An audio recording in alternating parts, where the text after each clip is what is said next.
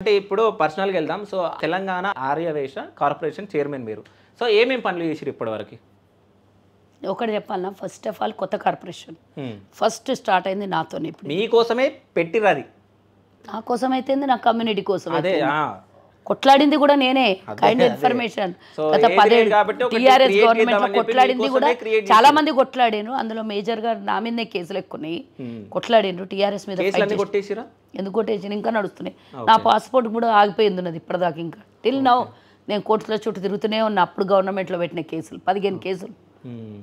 So government వచ్చినాక 17 కార్పొరేషన్లు announce చేసి, హ్మ్. అందులో వైశ్య కార్పొరేషన్ కూడా తొలి చైర్మన్గా అందులో నుంచి నన్ను తీసి ఇంకా మిగతా ఒకటి కార్పొరేషన్ చైర్మన్లను ఇవ్వలేదు. హ్మ్. కానీ మా వైశ్యులకు మాత్రం చైర్మన్గా నన్ను అపాయింట్ చేసిండు. సో చాలా ప్రాసెస్ ఉంటుంది. నీకు తెలుసు కదా, కొత్తదంటే ఎన్ని ప్రాసెస్ ఉంటుంది.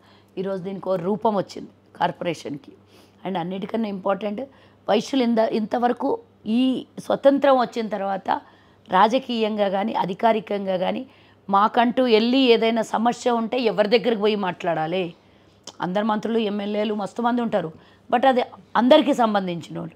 కానీ మా సమస్య పర్సనల్గా కమ్యూనిటీకి సంబంధించిన సమస్యలు, ఉమ్మడి సమస్యలు, అధికారిక సమస్యలు ఉంటే ఎక్కడికి వెళ్ళి చెప్పుకోవాలనో కూడా ఒక ప్లేస్ లేకుండా మాకు ఇది ఒక ప్లాట్ఫామ్ క్రియేట్ అయింది.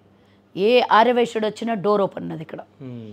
ప్రభుత్వ పరంగా చేయాల్సినటువంటి చేసినవన్నీ నేను చెప్పలేను. ఓకే. అంటే అన్నీ చెప్పుకొని గొప్పలు చెప్పుకోవద్దు. ఎవరికి ఏ ఇబ్బంది ఉన్నా, ఏ ఆఫీసర్ ఎవరిని ఇబ్బంది పెట్టినా, ఏ అవతలోళ్ళు ఏ ఇబ్బంది పెట్టినా ఇప్పటి వరకు నా సమస్యగా పరిష్కారం అయినంత మట్టుకు నా పరిధిలో ఉన్న సమస్యల్ని అందరికీ క్లియర్ చేస్తున్నా.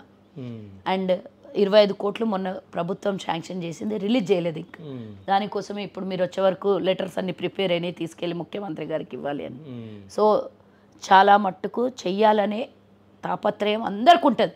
ఒక సీట్లో కూర్చున్నప్పుడు నేను ఏం చేసినా అనేది చరిత్రలో మిగిలిపోయి ఉంటుంది. కాబట్టి డెఫినెట్గా చేయాలనే ఆలోచన ఉంటుంది.